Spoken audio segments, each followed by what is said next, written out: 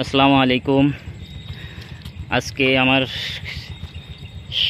6,500 চারার অর্ডার আছে। সেই চারাগুলো আমি জমি থেকে তুলতেছি এবং আজকে ভিডিও করার মানে হচ্ছে আপনাদেরকে আমি কীরকম জমি থেকে কীরকম চারাগুলো সরবরাহ করছি সেই জিনিসটা আপনাদেরকে সরাসরি দেখানোর জন্য। এই যে দেখুন, আমরা যে জমি থেকে চারা আপনাদেরকে দিচ্ছি এটা হচ্ছে একটা পুরাতন জমি।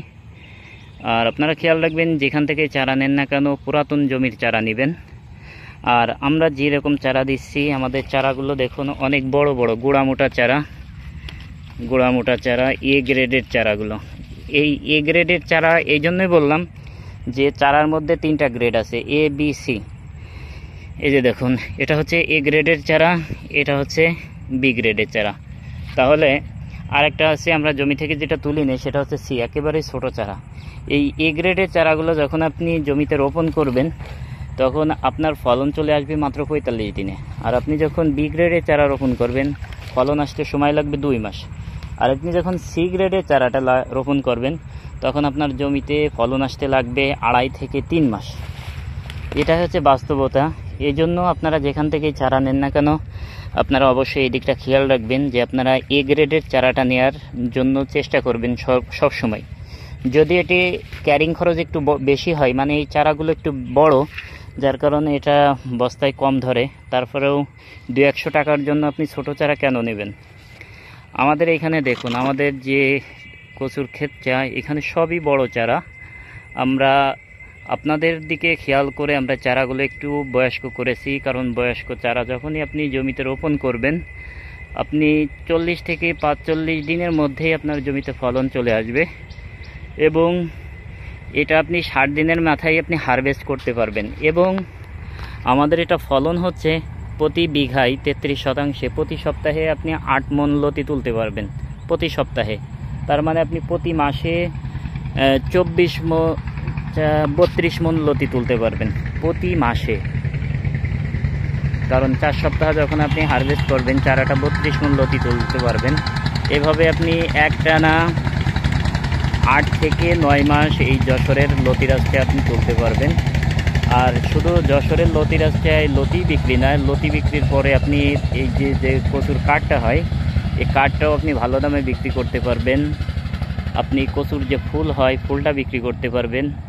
তার মানে কচুর এ টু জেড কোনো কিছুই ফালানো না, সব কিছুই বিক্রয় করা যায় যদি আপনি সেভাবে মার্কেটে নিয়ে যেতে পারেন, তাহলে ইনশাল্লাহ আপনি সব কিছুই বিক্রি করতে পারবেন। যেহেতু আমরা লতি নিয়েই কথা বলি, আমরা লতিটার কথাই বলি যে আপনি প্রতি সপ্তাহে 1 বিঘা জমি থেকে আপনি 32 মণ লতি, প্রতি মাসে 32 মণ লতি তুলতে পারবেন। এবং আপনি যদি কাঙ্ক্ষিত ফলন পেতে চান তাহলে অবশ্যই আপনারা এই যে এরকমের কোয়ালিটি সম্পন্ন এ গ্রেডের যে চারাগুলো আছে এই চারাগুলো আপনারা সংগ্রহ করে আপনার জমিতে রোপণ করবেন, তাহলে দেখবেন যে আপনি দ্রুত ফলন পেয়েছেন। আপনাদেরকে দেখাই যে আমাদের যে লতিগুলো সেই লতিগুলো কীরকম হয়। এই যে দেখুন, আমাদের যে লতিগুলো লম্বা এবং চিকন এবং গোল হবে, এটা লম্বা চিকন গোল এরকম আপনাদের কোয়ালিটির লতিগুলো হবে এবং গ্রিন সবুজ। এবং আমাদের যে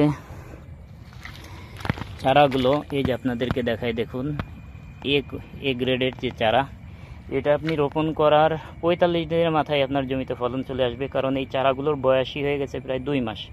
এটা আপনি রোপণ করবেন, রোপণ করে গাছটা বেঁচে যাওয়ার সাথে সাথেই দেখবেন যে আপনার গাছে লতি চলে আসছে।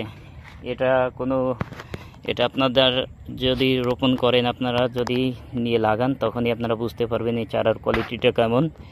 এবং এটা একটানা 8 থেকে 9 মাস আপনাকে ফলন দিবে এবং আপনি কাঙ্ক্ষিত ফলন যখনই আপনার জমিতে চলে আসবে আপনি প্রতি সপ্তাহে বিঘায় 8 মণ লতি তুলতে পারবেন ইনশাল্লাহ। তাই যারা যশোরের লতিরাজটা চাষ করতে চান অবশ্যই স্ক্রিনে দেওয়া নাম্বারে আমাদের সাথে যোগাযোগ করবেন। আমরা আপনাদেরকে এই যে কাঙ্ক্ষিত যে সাফল্য পেতে যে পরামর্শের সাথে সাথে যদি চারা প্রয়োজন হয় অবশ্যই আমাদের সাথে যোগাযোগ করবেন। আমরা আপনাদেরকে যেরকম চারা আপনারা দেখতে পাচ্ছেন এ গ্রেডের চারা, এরকম চারা আপনাদেরকে আমরা সরবরাহ করব। আজকে আমার জমি থেকে যে চারাগুলো তুলছি সে চারাগুলো এই যে দেখুন,